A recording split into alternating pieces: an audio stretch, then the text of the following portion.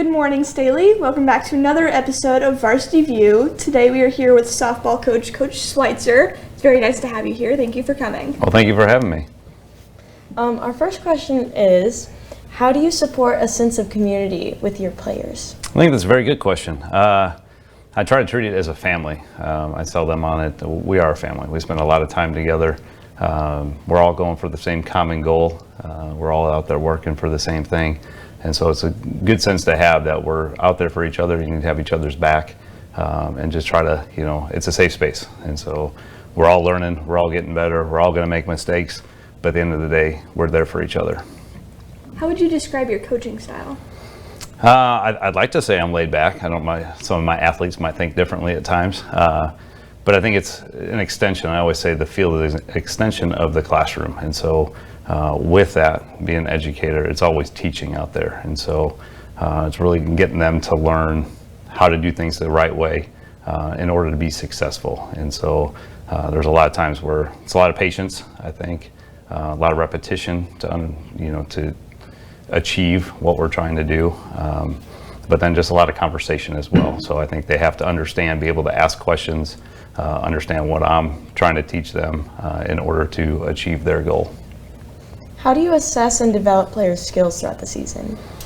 I think just like anywhere, games are going to be like kind of our test to see where we're at, see how they're progressing, what they're picking up, how we're being successful or not successful.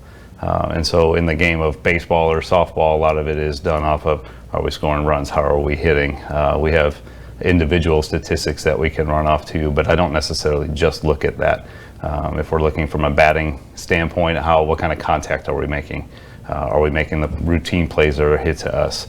And then it's going from there, taking what we're being successful with and continuing with what we're doing, or if we're struggling in certain areas that at practice, when we do have them, and there's not very much time in the softball time because we play a lot, but to make those adjustments in practice, work on them, get them the repetitions that they need to, talk to them, find out where their struggles are, try to improve upon those as much as we can. Do you have any team traditions? I know I'm not a big part of it. The girls do team dinners, which is always good, and I think that sense of family that we talk about, to have that, we go on quite a few road trips, which I kind of like to get away for bonding time, for us to hang out. I think chemistry is a big thing in order to be successful. So the more time we can kind of get away from school, kind of hang out, it could be going bowling or doing some different things like that when we're on the road. And then I usually take my seniors out for ice cream, just to kind of get some time with just them being their last year, kind of see what their goals are, just time away from the softball field, which is nice to get to know them a little bit more. What are the biggest challenges that you face as a high school coach? Wow, that's a big question. I think there's a lot of them. I think the biggest one that we face a lot of times is in this world with softball, and even in the baseball side, you have academies and comp ball teams. They have so many coaches, they have so many instructors that they get information from, and it's really trying to decipher through different terminology that might be being used.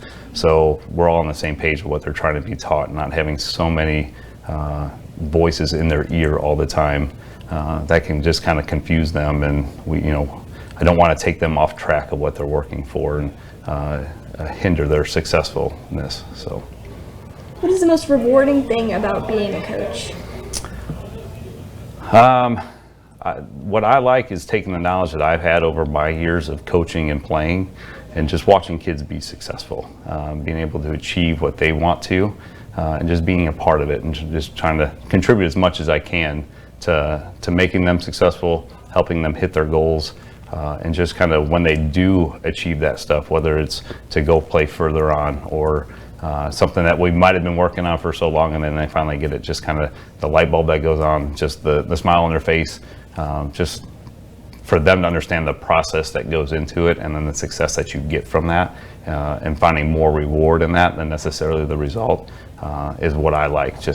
I want them to go as far as they can go or they want to go, whether it's high school, whether it's college or further on, but just watching the success that they have and the joy that they have, and trying to make it the best experience that I can for them. What is your go-to gas station snack?